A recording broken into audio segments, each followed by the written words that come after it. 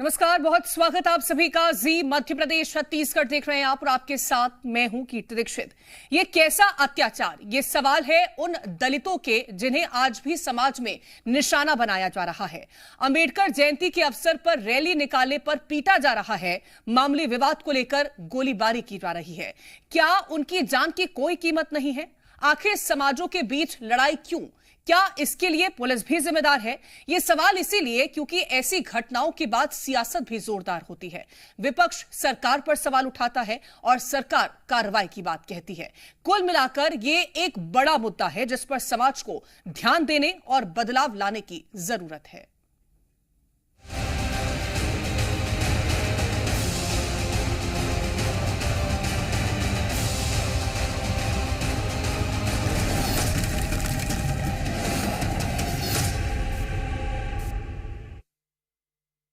कल अंबेडकर जयंती मनाई गई। कई जगह पर कार्यक्रम हुए। राजनीतिक पार्टियों से लेकर आम जनता ने भी अंबेडकर जयंती पर कार्यक्रमों में शिरकत की। लेकिन इसी बीच कुछ जगह से दलितों पर अत्याचार की खबरें सामने आई।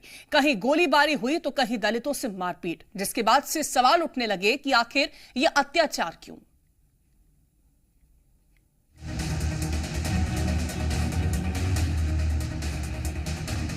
क्या दलितों पर अत्याचार हो रहा है? ये सवाल इसलिए क्योंकि अंबेडकर जयंती के दिन ही दलितों से झड़प और हिंसा की खबरें सामने आई, जो कहीं न कहीं कानून व्यवस्था पर भी सवाल उठा रही हैं। पहले ये दो तस्वीरें देखिए। पहली तस्वीर मुरैना की है और दूसरी सागर। ये दोनों तस्वीरें दलितों पर हुए अत्याचार की गवाही दे रही हैं। मुरैना से आई ये तस्वीर देखिए। बेटे का शव जमीन पर पड़ा है। माँ और परिवार के लोग शव के पास बेसुध बैठे हैं। आंसू तो ऐसे बरस रहे हैं जो थमने का नाम नहीं ले रहे। यहाँ अंबेडकर जयंती के दिन अंबेडकर प्रतिमा पर माल्यार्पण कर लौट रहे दलित समाज के लोगों पर दूसरे समाज के दबंगों ने ताबड़तोड़ गोलियां चलाईं। अंबेडकर जयंती के दिन रैली निकालने पर विवाद हुआ, जिसके बाद दबंगों ने फायरिंग कर दी। इस गोलीबारी में गोली लगने से एक व्यक्ति की मौत हो गई, वहीं एक व्यक्ति गंभीर रूप से घायल हो गया, जिसे इलाज के लिए ग्वालियर रेफर किया गया है। की रैली करी, मोड़ा रैली में लाए टीर के नहीं और आगे नहीं बिंदे नौकरी के कमी नो या डीडीए बंद कर दो, डीडीए बंद करके नहीं और फिर बिंदे कहीं सुनी ना, सीधी गोली थी, 3-4 गोली लगी। अब क्या चाहते हैं आप लोग? एक जी लगी है, जाल करेगी ये और 2 गोली।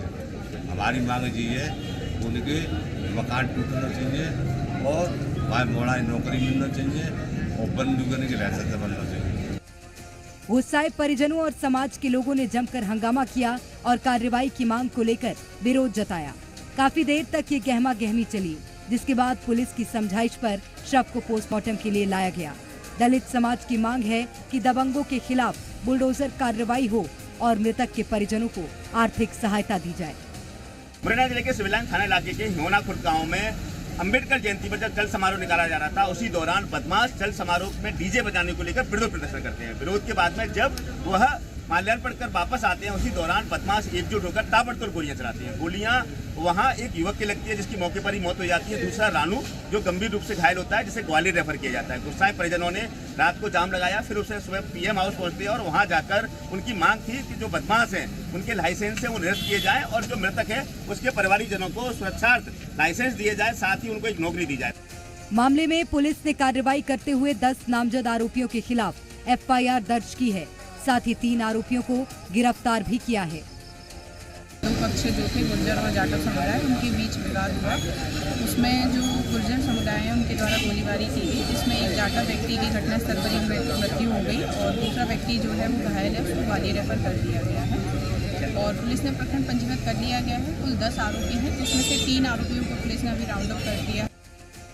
अब सागर का हाल देखिए। यहाँ अंबेडकर जयंती पर जुलूस निकाला जा रहा था, जिसमें बड़ी संख्या में दलित समाज के लोग शामिल थे।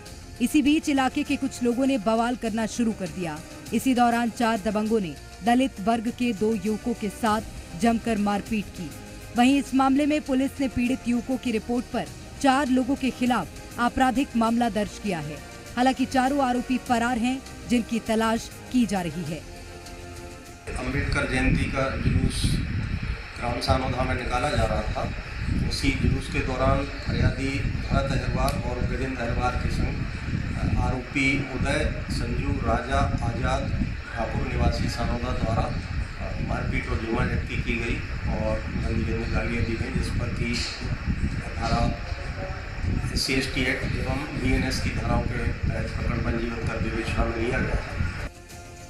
दलितों पर हुए अत्याचार के मामले में पुलिस प्रशासन सवालिया निशानों के घेरे में है। हालांकि दलितों पर हुए अत्याचार पर कार्रवाई तो हो ही रही है, लेकिन सवाल ये उठ रहे हैं कि आखिर समाजों के बीच ऐसी झड़प क्यों हो रही है। ब्यूरो रिपोर्ट, जी मीडिया। दलित समाज पर हुए अत्याचार को सियासी मुद्दा भी बनाया जा रहा है और तभी तो कांग्रेस और बीजेपी में आरोप प्रत्यारोप का दौर शुरू हो गया। कांग्रेस का आरोप है कि बीजेपी सरकार में कानून का राज नहीं है, तो वहीं बीजेपी ने पलटवार करते हुए कहा कि बीजेपी की सरकार में किसी के साथ गलत नहीं होगा। दलित समाज के लिए, SC समाज के लिए और बाकी सभी गरीब वर्ग के लिए पूरी लड़ाई लड़ी उन्होंने, चाहे ST OBC अल्पसंख्यक। और इतने सालों के बाद भी अगर मध्य प्रदेश में बेटवा में ये स्थिति होती कि दलित युवक की शादी के उसमें दर्शन करने जा रहा है, उसे दर्शन नहीं करने दे रहे हैं। मुरैना में भी दलितों पे अत्याचार हो रहा है। पहले भी जो सरकार थी 2018 के पहले, तब भी ग्वालियर में दलितों पे गोलियां चली थी, अत्याचार हुए थे। मैं कहूँगा कि मुख्यमंत्री डॉक्टर मोहन यादव जी को इन सब पे संज्ञान लेके ठोस कार्रवाई। भारतीय जनता पार्टी की सरकार में कभी ऐसा नहीं होता, न होगा। डॉक्टर मोहन यादव जी की सरकार है। रही बात तो आप अपने गिरेबा में झांक करके देखें, यहाँ सर्वधर्म समभाव की बात करते हैं, हम सबका साथ और सबके विश्वास की बात करते हैं। और यहाँ अब कोई ऊंच नीच का भाव देश में और मध्य प्रदेश में नहीं है। माननीय मोदी जी की सरकार है, डॉक्टर मोहन यादव जी की सरकार है। इसलिए अगर कोई ऐसी घटना होगी भी, अगर ऐसी किसी व्यक्ति के कारण ऐसा, तो वो दंडित होगा निश्चित रूप से। वहीं दलितों पर अत्याचार को लेकर जीतू पटवारी का बयान भी सामने आया। सुनिए क्या कुछ कहा PCC चीफ जीतू पटवारी ने। इंदौर में एक दूल्हे को मंदिर में नहीं जाने दिया, उसके पीछे भी बीजेपी के लोग थे। अभी ऐदल सिंह जी के साथ वाले लोगों ने बाबा साहब अम्बेडकर की जन्म दिवस के दिन एक दलित परिवार के साथी ने जुलूस निकाला, 3 लोगों को गोली मार दी, एक की हत्या कर दी। ये नया भारत है। ये इस तरह का मध्य प्रदेश बना दिया जिसमें डर है, जिसमें गुंडाई है, जिसमें हर तरह की अराजकता है। ज्यादा जानकारी लेंगे हमारे संवाददाता करतार सिंह राजपूत हमारे साथ मुरैना से और महेंद्र दुबे हमारे साथ सागर से जुड़ गए हैं। सबसे पहले करतार आपका रुख करना चाहूंगी, क्योंकि जिस तरह की तस्वीरें हमने देखी, बवाल कटा, एक व्यक्ति की जान चली गई, वोट बैंक की राजनीति लगातार दलितों के ऊपर हम देखते हैं, लेकिन जब सुरक्षा की बात आती है तब इस तरह की तस्वीर निकल के सामने आती है जहां उनके साथ मारपीट होती है।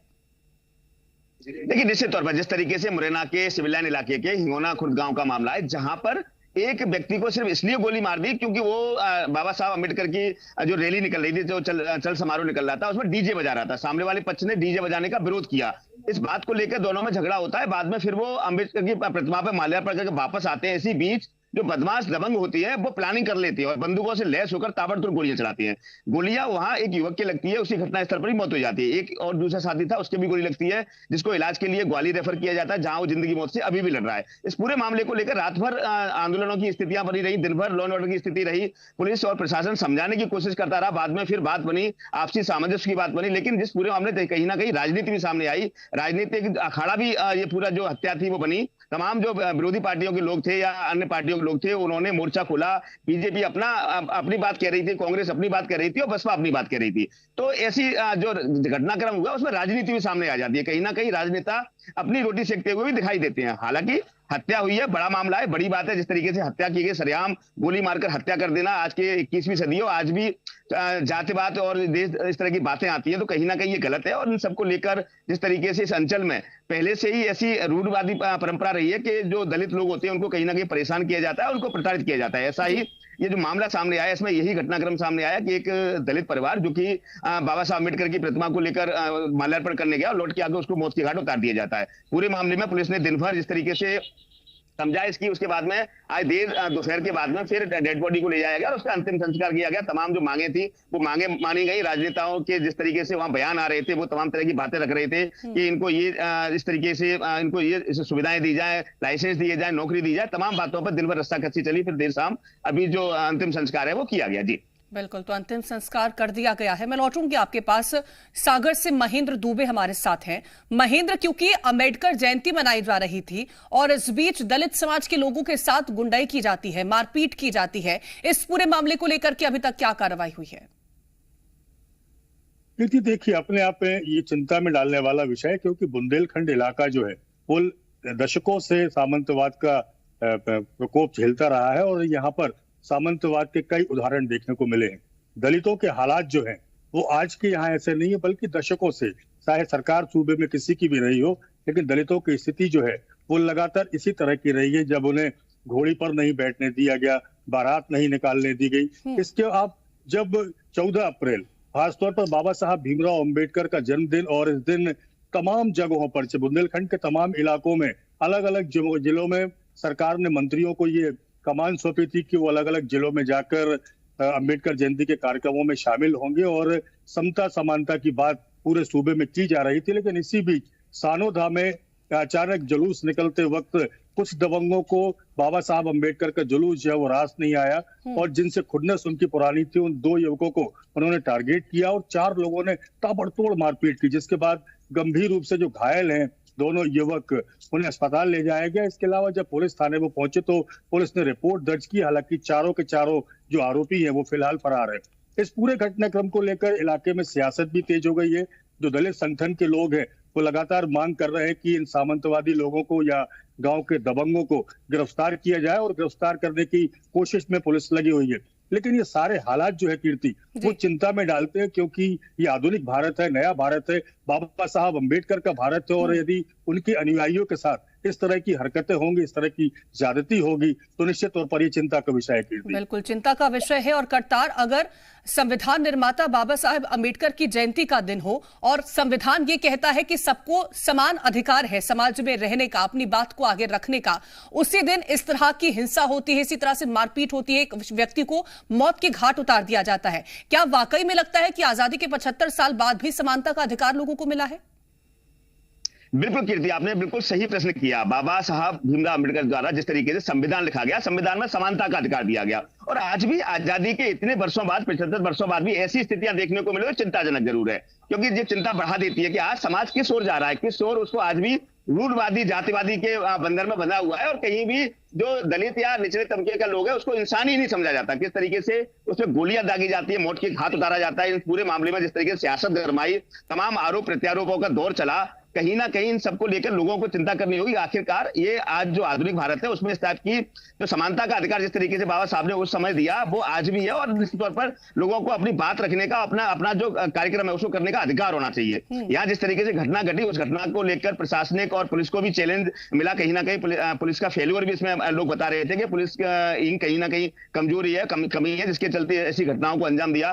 पुलिस और प्रशासन भी लगातार, चूंकि उनको चैलेंज था, और वो भी इस पूरे मामले में मोर्चा संभाले रही, क्योंकि चिंता का विषय ये हो जाता है कि सब में पुलिस और प्रशासन के लिए चिंताएं बढ़ जाती है, लॉ एंड ऑर्डर की स्थितियां बन जाती है, 2 समाजों में कहीं कोई आगे उपद्रव ना हो, आगे कहीं कोई घटनाक्रम ना हो। इसलिए पूरे इलाके में जिस तरीके से पुलिस बल तैनात कर दिया, गांव में पुलिस छावनी में तब्दील कर दिया गया, जहां पीएम हो रहा था वहां पुलिस दिन भर लगी रही। तो इन सब मामलों को लेकर कहीं ना कहीं अब लोगों को चिंता करनी होगी।